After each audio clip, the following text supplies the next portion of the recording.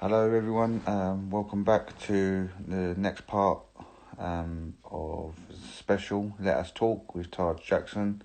Wait for him to come back on and a few others. Really good interview so far. Really happy that he's come on and thank you for coming on, obviously, Taj. If you have got any questions, we're going to try to get through them in a little bit.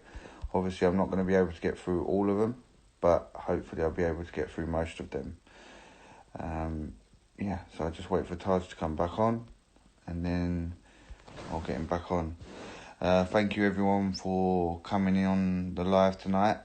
If you've missed any of it, it will be saved, and it will go onto the YouTube page, which is mental health # Let Us Talk, so you can have a watch back if you've missed any tonight. Let me get back Taj on.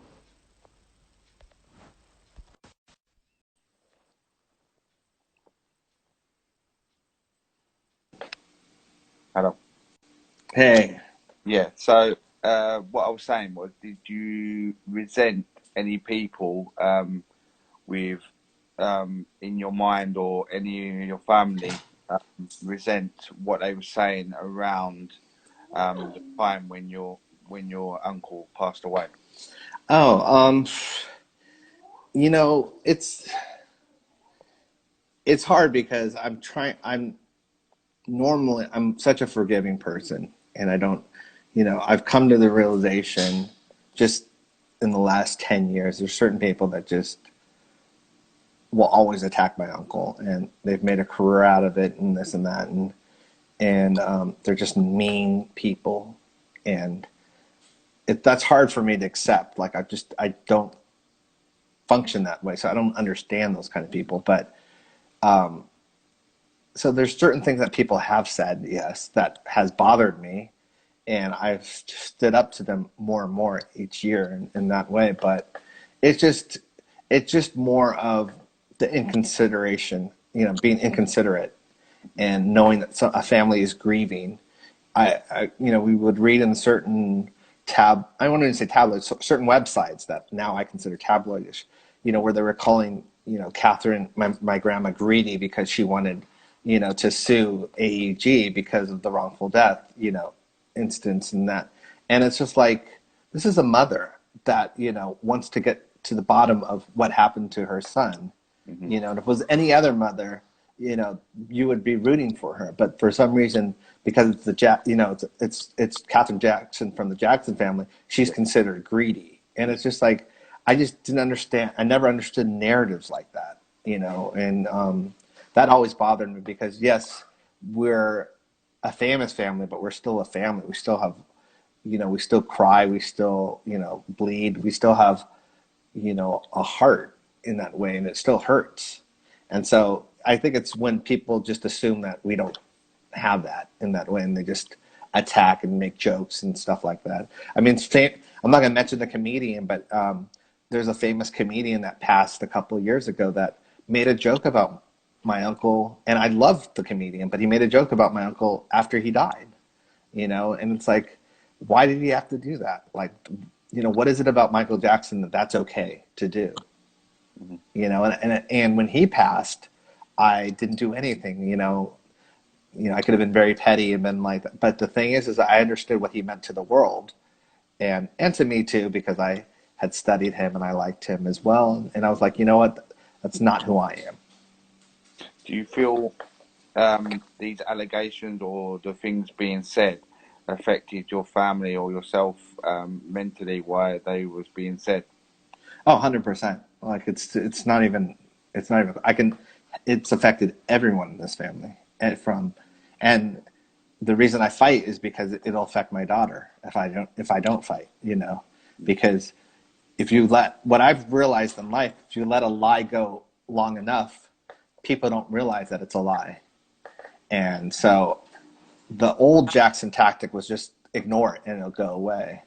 That's not how this world works now. If you don't address it, if you don't combat it, if you don't prove that it's a lie, if you don't tell people that it's a lie, and still when you do and you prove it, people still, there's certain people that still don't get the memo. But for me, no, I was like, which is one of the reasons why when Leaving Neverland came out, I said it stops here. You know, I'm now going to be someone that is going to go anywhere I can and tell the truth and show the truth, because I'm not going to let these people get away with it. Because you know, Wade popped his head in, I think, 2013-ish, or 2015, like when he really was on TV and all that stuff. And we made the mistake of thinking he went away because he was found out. No one believed him. You know, he had conflicting statements about this and that. And, you know, he didn't even know his story at that time, you know? And so I think we made the mistake of like, oh, he's gone. But you know, with cockroaches, they come back, you know, if you don't deal with them properly. And that's what I think those kind of people are. And I'm not only saying him, I'm saying like certain journalists, the same thing. You know, we just found out that, you know, the director is planning on another Leaving Neverland. So these people make a career out of Michael Jackson. So Yeah. they're never going to go away because that's their money. You know, they accuse the family of what they're doing basically, which is making money off of his name.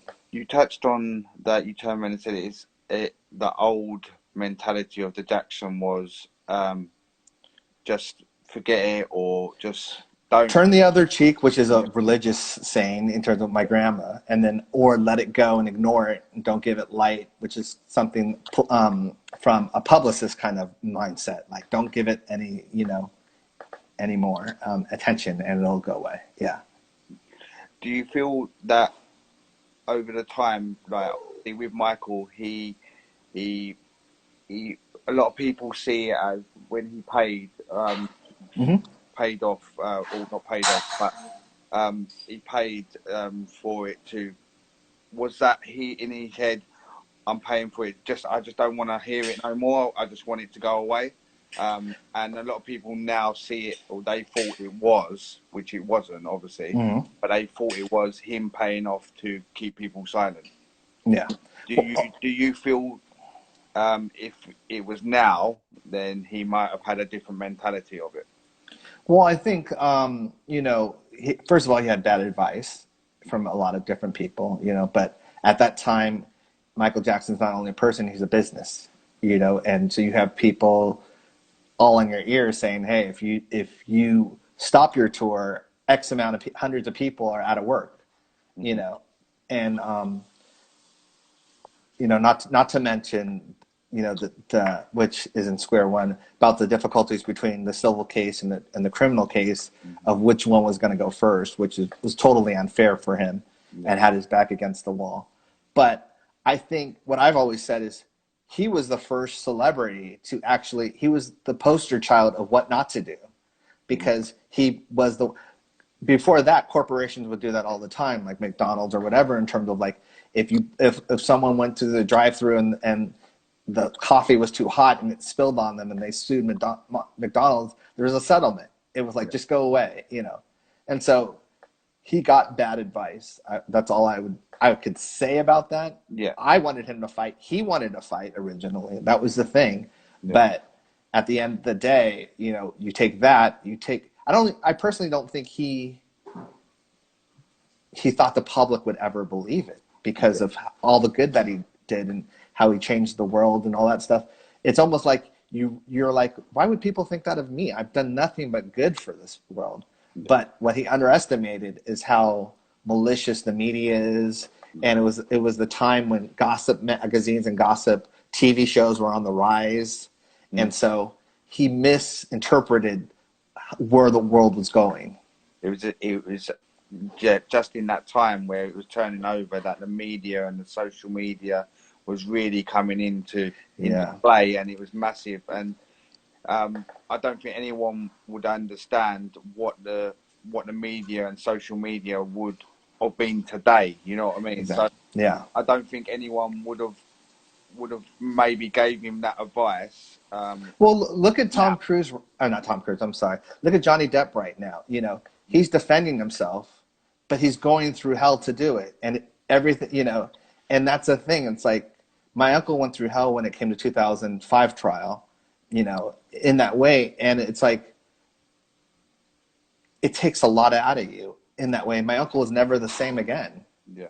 Creatively, emotionally, he was never the same again after that trial. And I think a lot of the people, when I say people gave him bad advice, a lot of people understood that he wasn't built for a trial. He wasn't built to go through this. And someone that is that sensitive and that caring, to hear certain things thrown at you, the public, I didn't even say the public, the media to be against you and calling you this, and this, is one of the most hurtful things. And so I believe that certain people gave him the advice to settle in that way. And as I said before, the judge not approving the criminal case before this civil case pretty much was the nail in the coffin in that way. Do you feel after that it affected him really mentally? I think not with that scenario in that way. I think he just was never as trusting in that way, because it was almost like he knew how the media could be. At that point they were making sensational stuff like sleeping in an oxygen chamber and all that stuff. But there's a big difference between that and calling someone a pedophile, and that's the turn that they made. That's the change that they made, that I don't think he ever thought that they would go there, in that way. And they used the one thing that he cared about most, which was helping kids, against them. Yeah. And that's literally because it made a story, and it made people think that of him, or not everyone, but no. Yeah, I mean, and it's hard because we didn't grow up in his world, in his life, in that way. We didn't grow up as a child that toured the world, that toured, constantly. I understand it because me and my brother had plenty of talks with him where he would talk about, asking us what a birthday party was like, or what was it like to, have an end of the year baseball party, and, and all that stuff. It's like almost like he was living vicariously through us by hearing all these stories, because he never had that. He was always on the road, or he was always recording. So I understood it. I understood why he was trying to reclaim or relive his childhood. But what I always say is that because the rest of the world never always had something we take for granted. It's like, oh, well, I had birthday parties, or I had all these simple things. It's like, it makes a difference in your life in that way, because you always want what you can't have. 100%. So obviously moving on to that as well, and after he had passed away, the loads of stories were coming out, and loads of things were going out. How did you, as a family, get through that? Well, part of the family originally, it's like, do we ignore it or do we fight it? And if we fight it, who fights it? And, in that way, it's not that I nominated myself, but because me and my brothers had spent so much time with our uncle, I felt like we knew him so well, and we knew his heart. And not only that, I also knew Wade. And so I was in an interesting position that way. Yeah. And then you throw in that I had been sexually abused as a kid, which I have to state was not by my uncle. It was by an uncle on my mom's side of the family. I have to say that because the media will say that it was my uncle if I say just an uncle. Yeah. But you put all that together, and it's like, it has to be me. I'm like uniquely, because people can't say, oh, well, you don't know what it's like. Yeah, I do know what it's like. I've had that happen to me. Yeah. Or, you don't know him. It's like, yeah, I do know the person that's accusing, and I know the person that is being accused. It's like, and I've seen them interact, which is something completely different, as when he was, when Wade was younger, and when he was adult defending my uncle. Yeah. So I've seen everything through these eyes, And it's like, that's what frustrates me more is all these strangers and journalists commenting on a scenario that they never even were part of, that they don't even know.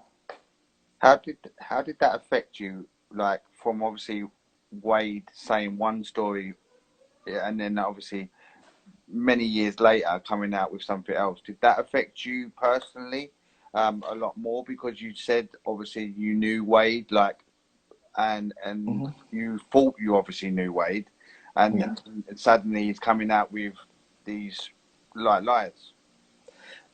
When I first heard the news, I thought it was a rumor. Like I just thought it was not true. I'm like, that's Wade. That's the one that, his dance classes were like, you know, we're gonna learn this choreography from Michael Jackson or this thing. He built his whole career off of the Michael Jackson brand. So Yeah, I'm like, what? That can't be the same Wade. He was signed to Michael's label. He was a label mate, with us 3T, under the same record label. So it's like, that's not the same Wade. That can't be the same Wade. And then I saw something with him actually saying it, and that was like, this is the Wade that um, basically when the memorial had happened, this is the same Wade that was trying to get tickets to go to the memorial. This is the same Wade that I thanked after the testimony, and it's just like it some of that bothers me so much because it's like you're I have to say this carefully. You're privileged to know Michael Jackson. You're privileged to be in a spot that millions of people will want to have been close to him and to know him. mm, I never forgot that. I would be on stage on tour and and sorry, you're gonna hear my daughter in the background. right. But I'd be on stage watching him perform, whether it's Billie Jean or Smooth Criminal or any Human Nature, any of those songs, and I'd be like, why me? Why is it me? Why do I get to be the lucky person that is backstage watching this and whatever? So I take it very serious. Like it's the ultimate betrayal, Yeah, and it's like I don't care how bad your life is. You don't do something like that to someone. You don't make up lies because for financial gain yeah. in that way. It's not in my heart and it's not in my soul, but I don't know how people sleep at night being able to do that. And you know, he was so. You can look at footage of him defending Michael. You can look at footage of him talking about Michael, and he's so natural. He's so. He's not rubbing his ear or he's hiding his. All the body language symbols of him lying. He's not doing that because he's not lying. But Yeah. then you see him, making these rounds on Leaving Neverland or even in Leaving Neverland, and the guy is lying. He's lying through his teeth, and it's like I can see it a mile away, and it frustrates me that some other people can't. I think a lot of people can, but other people can't. And so when Leaving Neverland came out, I focused on Wade only because I knew him, and I had interacted with him, and I had seen his interaction with my uncle, and so I knew what that was, and I knew what it wasn't. Um, and James, I didn't know, so I didn't feel comfortable talking about it. What hurt James, even though instinctually every time I saw him on the screen, I wanted to throw a shoe at the TV because I Mhm. just felt that it was. But I refrained from talking about him, and I would Yeah, tell people I don't know James. What killed James was his train station story because James lied about something with the same conviction that he was telling everything else about. And when you start talking about the train station or the pool or the jacuzzi, places that are, well, the train station didn't even exist, but the pool and the jacuzzi were out in the open. And you have to know Neverland to understand how ridiculous that is, that there's people walking around all the time. That even if someone says, oh, it was just Michael's just there at Neverland, it's not Michael just there at Neverland. There's people that operate Neverland. There's people that yeah, protect Neverland yeah, in that way. And I find it very interesting that with all these other cases that have come to light in terms of these pedophile cases, there's people, they don't have people defending them.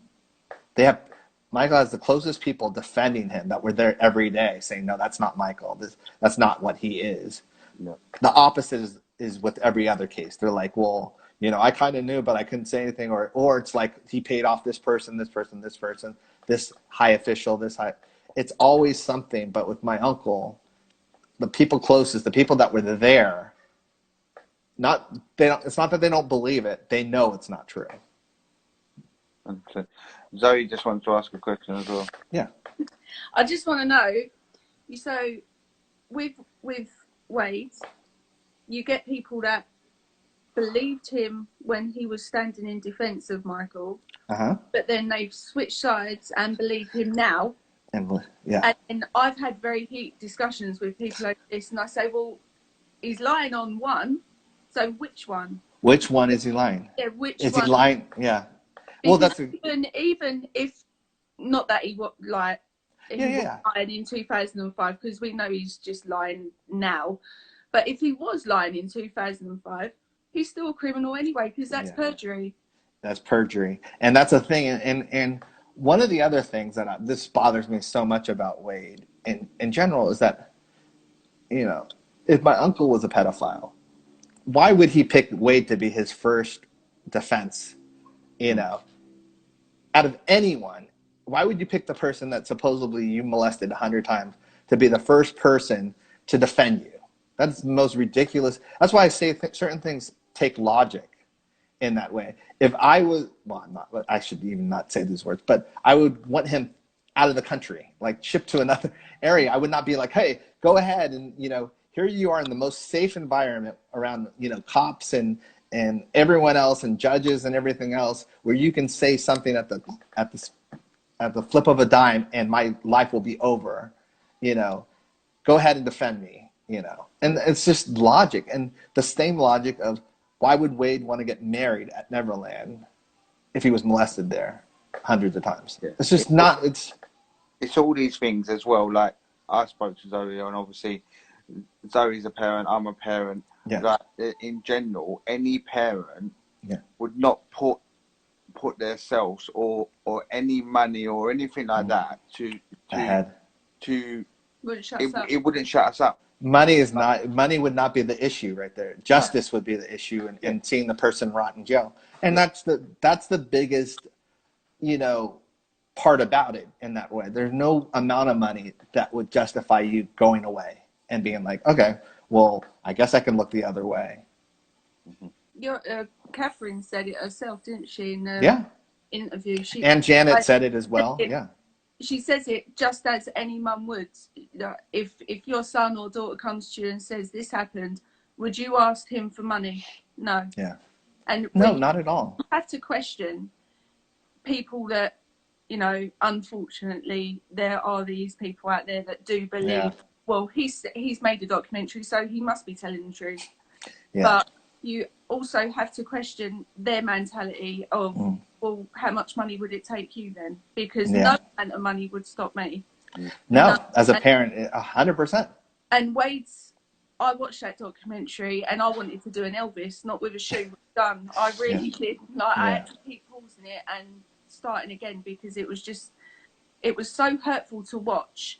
And my mum was on the fence. She didn't really know either way. Yeah. But within 20 minutes of watching Leaving Neverland, I had my mum and my sister both phone me and go, they're lying. Yeah.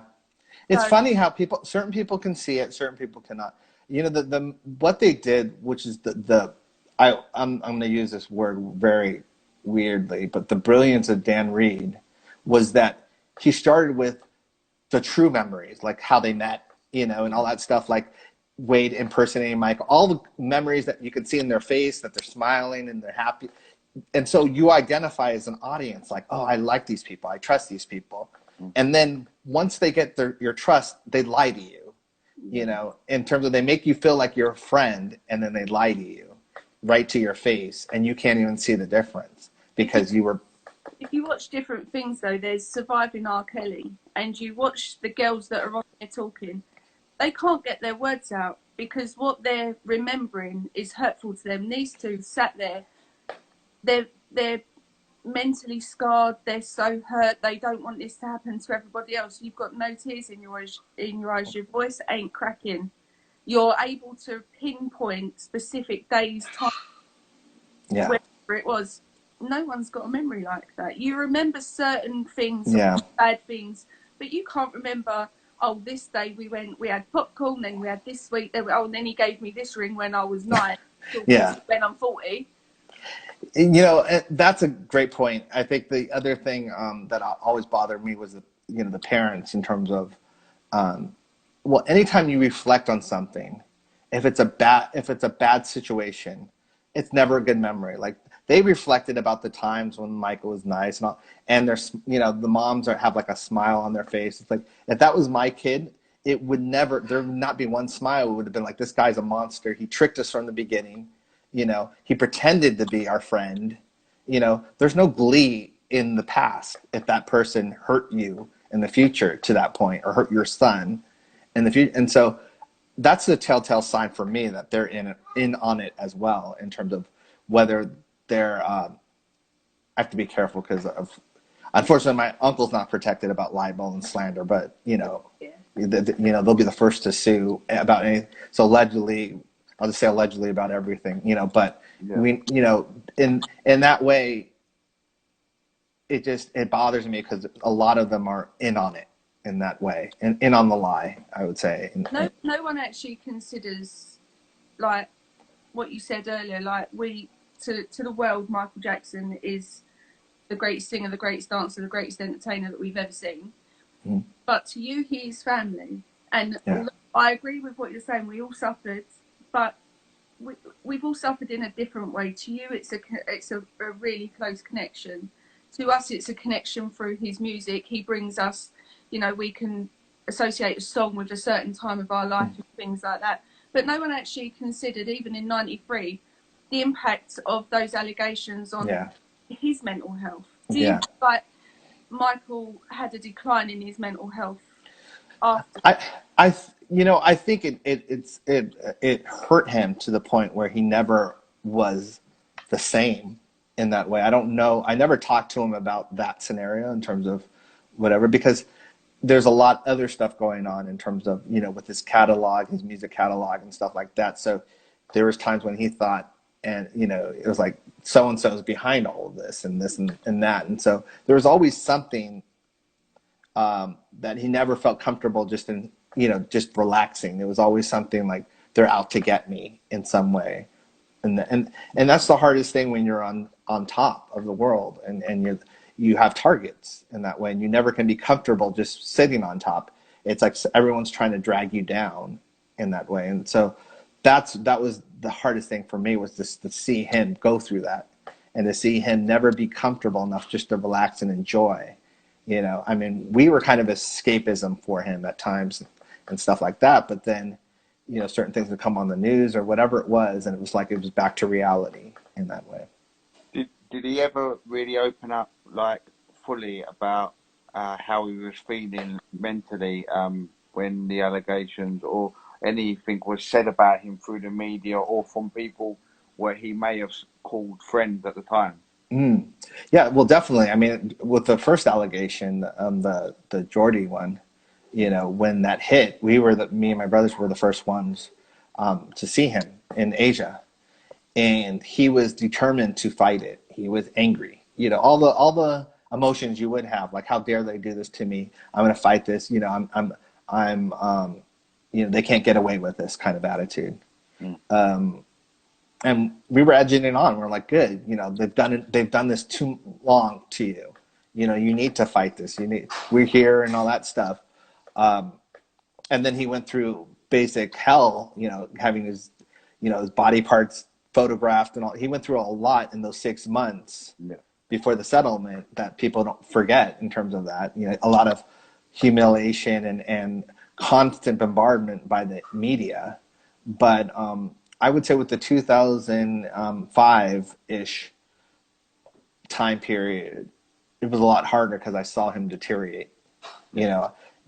All the fear of what would have happened in 1993 and 94, I saw in 2005. I saw him deteriorate. I saw what it was affecting, because even if he didn't turn on the TV, he felt it. You could feel that energy. You could feel the negativity.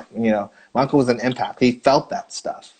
And as much as the love from the fans counterbalance that, it still eats you up inside knowing people think that Yeah. about you in a way. And so I do think that's why I always say that that court thing, he came out a free man, but he was never the same again. Yeah. It cost him in some ways a symbolic life. Yeah. Just because obviously everyone was thinking of him, well, not everyone, but people were thinking of him badly after that, and Yeah. he never wanted people to think badly of him.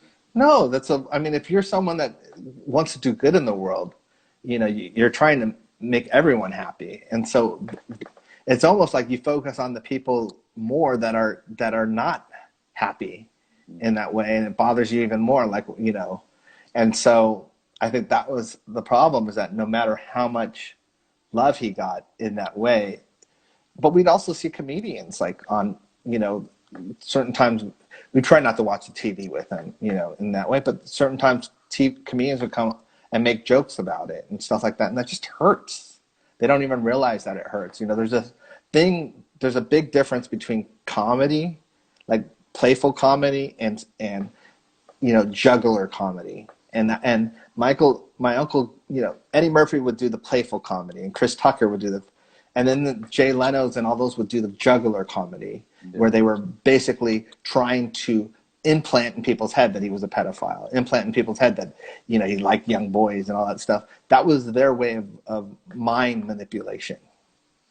Yeah. Obviously, yeah, going forward and everything like that. Obviously, overall, do you obviously to this day still do you feel it's affected, and yourself and other people have not, because you've fought so hard to maybe still clear Michael's names in people's minds and their allegations? Do you still feel mentally maybe you haven't dealt with it, or family members have not dealt with Michael passing, or just in general, just going forward? I always have to remind myself of why I am fighting. You know, part is for his legacy, but part is because of who he was and how much he. And sometimes I fight so strong for his legacy that I forget I'm fighting for him because of how incredible of a person he was for me and my brothers, and how much he did for me and my brothers. And so that's sometimes I have to take a step back and just appreciate him as a human being as well, because I get caught up in the music and I get caught up in the humanitarianism and all that stuff, which is what everyone else sees. But as someone that has spent so much time with him, there's a lot that I see that's you know, different in that way, and I cherish those memories even more. And so I don't know. I mean, it's hard because, you know, I'm out here fighting for his legacy and fighting for the truth in a way.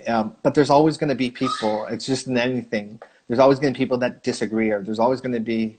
I mean, I always use this example. I'll use it because you guys are similar to the U.S. in politics. There's, you know, there's people that don't agree, no matter what it is. You're going to have, and there's ones that are on the fence, and you know, you try and get to the ones that are on the fence, that are open-minded to hear both sides. But the ones that are completely opposite to you politically, they're just not going to understand. They're just not going to see it the same way. You can waste your time, your energy, and whatever. They just will never see it that way because they're too far gone in terms of their beliefs in a certain way. And so I think that's the same thing with my uncle. So I don't waste time on people that are just I don't even want to say the haters, just the ones that are like the ones that are subscribed to the narrative of what the media has been feeding them. You know, I'll subscribe to the people that want to, like, are open-minded and like, hey, well, I watched this, but you know, I've seen that on Twitter. Like, I watched this, but I'm still not. And those are the people that it's like, okay, well, watch this then, you know, and just see the other side and then make up your mind. How did they allow leaving Neverland to go ahead with it being so one-sided though? Did anyone approach you and say, would you like to come to this? No. Well, and I've said this in interviews. We were blindsided. The whole family was. The state was as well. None of us knew that it was coming out. We found out like everyone else did.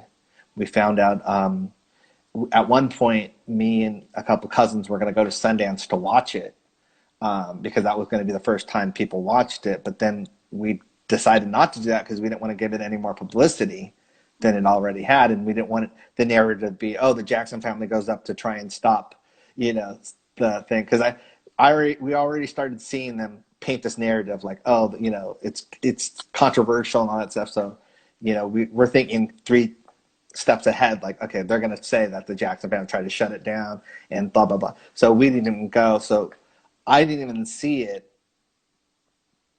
till a lot later. I didn't even get to see it when I started the UK press. I was on the plane when it aired. So I didn't even get to see it there. So my first interviews in the UK, I didn't even get to see it. I just saw interviews that Wade had done or James had done. But the one thing that they can take from me is I knew my uncle. And when you know someone, when you spent tens of thousands of hours with someone, there's nothing anyone else can tell you about that person because you truly know them in that way. And I think that's the difference, is that I wasn't going to let strangers tell me who my uncle was from afar in that way. When I've spent 30 years with him and I knew who he was, over 30 years. But I'm just saying, like, there's a big difference in that way. And especially spending 30 plus years with him through the lens of a sexual abuse survivor, it's a big difference. And I'm not the person.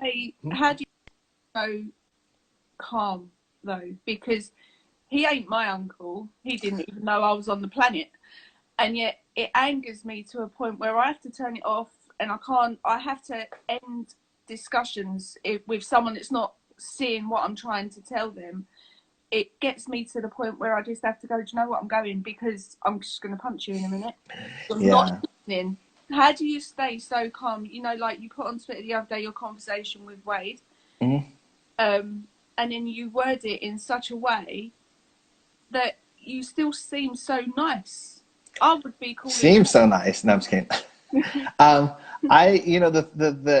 thing with me, this is why I always said it should have been me. It had to be me, because it's like I've just been like that. I've always been, someone that's had a lot of friends, that appreciates their friends, that cares about people's feelings. Even when Leaving Neverland came out, I was very careful I didn't want to attack Me Too or the Me Too movement, even though they were supporting them, because I knew that they were important for other survivors. And all I was trying to do was say, hey, please look at them, go through the court stuff, look at what they said. This is not where you want to attach your wagon to. But I'm always trying to look out for everyone else too in that way. And that was, I think that's why I appear that I'm, not that I'm appear nice, it's just I'm sensitive to other people's feelings in that way. But I also feel that, I don't know, I feel like, what would my uncle do in that way? And it's like at times he got frustrated with questionings, especially if, in interviews, especially if they were they're cynical or this or that. But he tried to maintain his presence and his mindset, and and kind of ignore the gotcha questions and stuff like that. And I've always said, if people can see my uncle through my interviews, if they can see a glint of it because he was so instrumental in my life, then maybe they can understand him in that way. Does it affect you? Do you feel it affects you? Keep on constantly, or family members are answering the same question over and over again, and fighting over and over again? Does it become mentally draining? And do you feel it, or has it, or do you feel it could affect your mental health or family members going forward? Oh, it's definitely affected my mental health because, it's a subject. First of all, it's a subject that's so dirty, in that way, and it's so frustrating that that your family's attached to that in a certain way, when there's a lot of that going around. That it's like I feel like we're smoke screens, and kind of like, if this is a magic trick, it's like, look over here so we can do this over here. And it's affected me because I'm very sentiment. I'm, someone that absorbs energy and stuff like that. So I just have to be very careful. And that's sometimes why I disappear from social media at times. It's because I got to watch a couple comedies or to get my mindset out of that mind thing, whatever, or just listen to music or listen to my uncle or listen to anything, that will reset me in that way, because it's not only hard, but it's draining, very draining, but I feel honored, just like I did when I was on stage, to be there for him. And that will never change. One of my friends, I know I'm going to one of my friends. Yeah, I know there's been a lot of questions, and we will go through some of them. Yeah, no worries. My friend has just asked Lee Cowie. He said, "Did Michael and your family get enough help with mental health, and do you think everyone can do more to help?" I always think more people can do more to help. I think back then the problem is the stigma, and I know that no matter what it was, it just was. We lived in a time when it was like it wasn't cheered upon. It was almost like, well, what's wrong with you, in that way. And I'm happy that it's changed to the point where it's being taken serious and it's so common. Everyone, in a way that people, there's not as much of a stigma attached, but I can tell you back then there was more of a stigma. And so it was something that, our family being private anyway, I don't think, as I said, my cousin, I didn't even realize until like probably 4 years ago, when she became an advocate towards mental health, and, I didn't even realize. So it's like, that's a close cousin. So we will go back to some of the subjects. I'm just going to ask you some little questions. What I do ask majority of my guests anyway. You've touched on obviously the stigma and stereotype. Do you feel the word mental health at times is used too much? I don't know if I like the word mental. That's the thing, in terms of like, maybe because it's like, oh, you're mental, and it's like, for some reason, I mean, it is the word that we're using now, but it's like, I don't know the word. I don't have a better solution. So I mean, like, I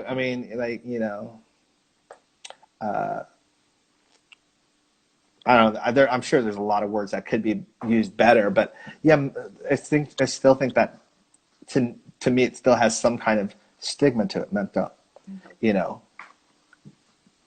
that way. And we're seeing with the whole Kanye scenario, there's a stigma behind it in a way, and people are still figuring out how to deal with it in terms of, certain people are making jokes about it. Certain people are like, no, it's serious. We need to help them or help whoever it is in that way if someone is dealing with it. Yeah. Do you feel to be educated from a young age? Someone said emotional stability. I think that's a good word for it, Yeah. Yeah, because I mean, but what was the thing? No, I was just saying, do you feel that it should be maybe in the curriculum at some point? 100%. About mental health in an early age. I think that should be in a curriculum, and grief should be in a curriculum. Those two things should not be left to you to figure out later on in life or once you experience. They're too important. So those two things 100% should be, so that you're prepared, and at least there's no stigma behind it. It's like, oh, I know about this. I know what to at least prepare for. Yeah. A lot of people, obviously, on this show have been men through my football, that. I've lately had women on, but do you feel it's harder for men to open up because they're seen as this big tough person, or man up? That word, man up. Do you feel it was harder, or has it got better? It's we have a podcast show where we actually talked about that in terms of That's that exact thing, because we play sports as well, and there is that stigma, man up, and as you said, and real men don't cry, and that fake stigma of of not letting people see your emotions in a way. And I think it's getting better, but it has a long way to go in that way. Maybe the next generation will be better at it. But yeah, I definitely, in the back of my head think, oh, I can't cry or this or that in general. And it might be because of that scenario in terms of like being quote unquote a man, which is ridiculous, but that's what goes on in your head. Do you feel, obviously, I've touched on it with specialists, that obviously they are there, and they're the best people to obviously go to a certain degree, but a lot of people have turned around and said that they can't relate to a counsellor. They feel like it's just paying people money, and they're sitting there. A lot of people have said that, and I agree with it to a certain degree of now, because my dad went through certain mental health issues, and I feel like sometimes it is very stereotypical what a counsellor will say, and I feel like it would help more if there was people who have gone through mental health or been around mental health and family members sharing their experiences to a certain degree. Look, I ain't saying I'm a professional, but things like this, I feel help. Do you feel it should be in line with each other, or how do you feel we can help each other with specialists and people who have gone through it? These are just my opinions, obviously, but I, one of the things with anything is when you feel alone, is one of the hardest things. And so just having some kind of support system or community that has gone through it or has experienced it in the past helps so much, because, it's the one thing with the grief scenario with my mom. I didn't have that. I had one friend that that approached me that wasn't even my friend at the time at school, but she had lost a parent, and I connected with her right away. And she's still my friend to this day, one of my closest friends. But it was because I felt there's a common bond between us now, in that way that other friends didn't understand, because they hadn't lost a parent or lost someone close to them yet in that way. And so that, I think, having a support system or someone that understands what you're going through can be super helpful in that way. And so it's hard because, you definitely should, I would, in our podcast and stuff, we, seek professional help if you need it in that way. And I think the stigma needs to be dropped from that in terms of going to see help, because there's nothing wrong with asking for help. And I still have that stigma at times, but then I also have to realize that I'm a Jackson, and I think part of the problem is I feel like what I say can turn up in the newspaper, the next day, so that's the unfortunate thing for me. Like, I'll never get rid of that comfortableness of just being like, is this off the record, or, this is how I'm feeling. So I just have to accept that. But luckily I've done a lot of healing, not having to do that, but everything works differently for other people. Do you feel people in the spotlight can do a lot more to show awareness of mental health? Oh, 100%. Yeah. Especially if they've gone through it, or if they've known someone close to them has gone through it. I always believe that people in the spotlight should be ambassadors for something. We were taught that. We were taught that by my uncle. My uncle, when we had our first big hit in the UK, he calls us up, and we thought he was calling us up to congratulate us. And he was calling us up to basically remind us. He's like, you have to use your platform for good, and you have to go to hospitals. He's like, what's the last hospital you've gone to? And we're like, well, we don't have. He's like, no, you make time for that stuff. And he always believed that, and that shows in what he's done. And I think that's the thing. Nothing bothers me more than someone with a big platform that's not using it for good, that's actually trying to get more, whether it's money, likes, retweet, whatever it is. It's like they're using it for their own selfishness as opposed to using it to help people. So yes, ambassadors, celebrity ambassadors, public ambassadors, anyone that can help, even community ambassadors, just in general, people that can help spread the word. Yeah, so with obviously that, do you feel there should be a lot more sustained campaigns for mental health? Because especially in the UK, I don't know how big it is obviously in America, but it seems like we only talk about it when something bad happens, and that's it with a lot of things, just not only mental health, but in general. But we have like a big week of mental health awareness week, and then it seems like it goes quiet until the year comes round again. We have another week. Do you feel it's got to be sustained campaign?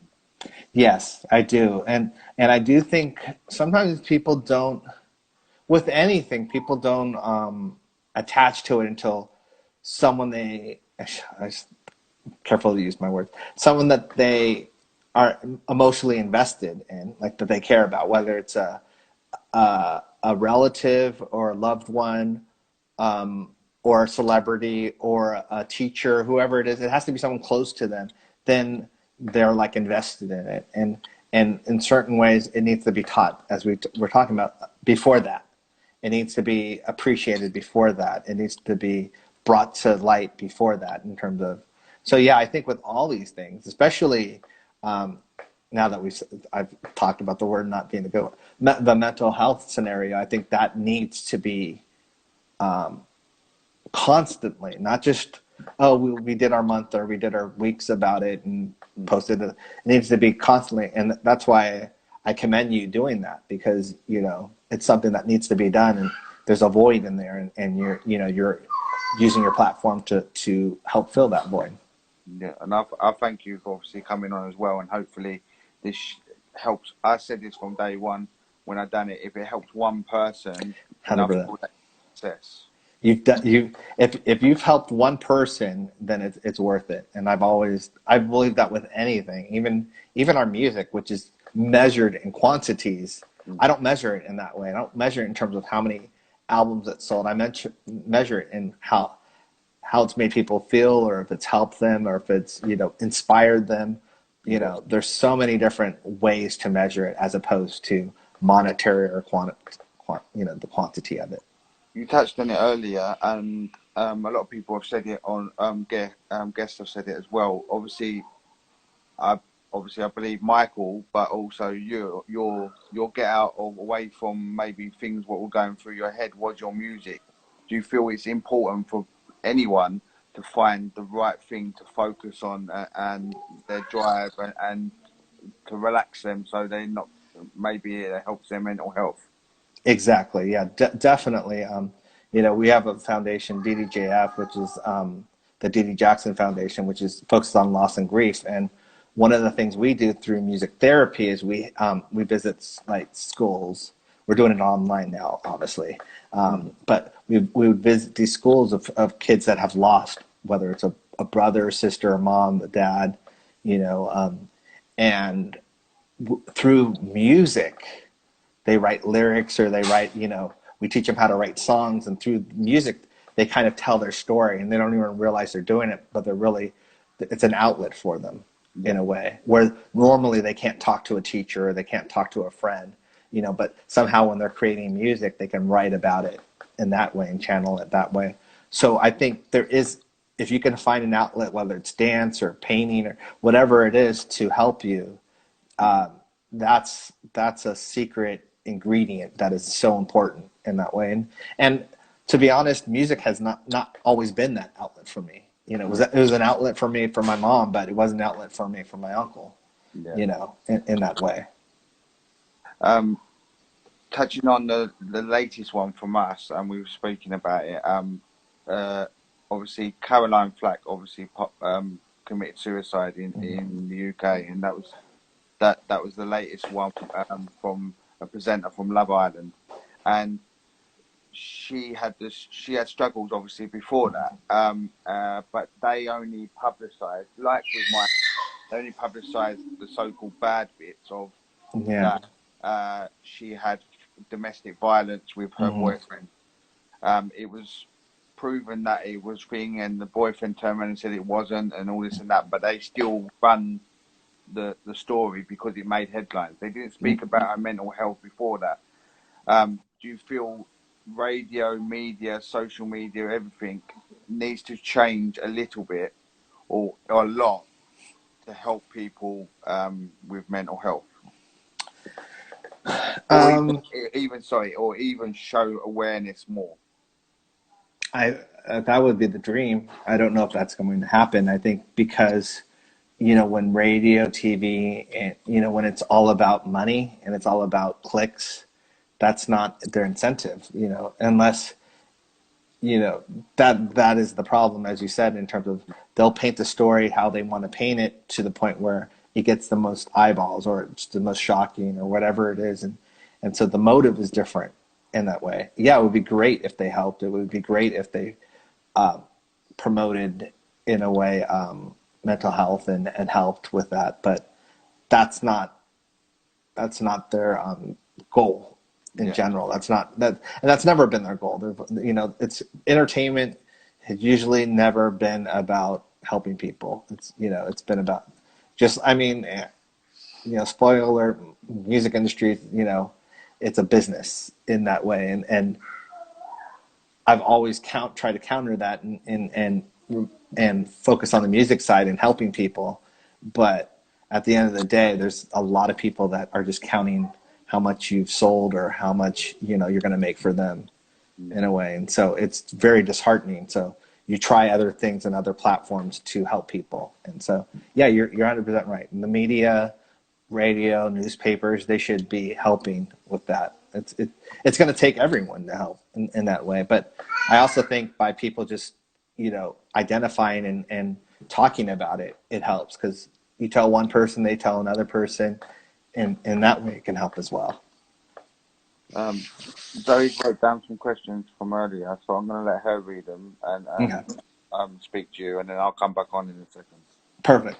Afterwards. Cheers. Thank you very much, guys. I'll see you in a second. Okay. Hello. Hello. So I wrote down a few because I just can't keep up with what's going along here. So, what's your favorite? I can't remember the names of the people, so hopefully they're still here. So, what's your favorite memory of Michael?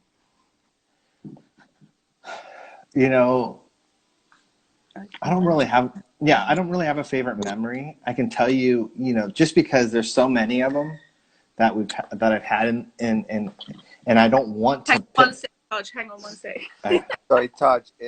Basically, it's come up to another hour, so we're going to cut off and come back on. Sorry, let's do that, and we'll go to the questions next. Okay. Cheers. Thank you very much. All right. Cheers. Bye. It's an outlet for them.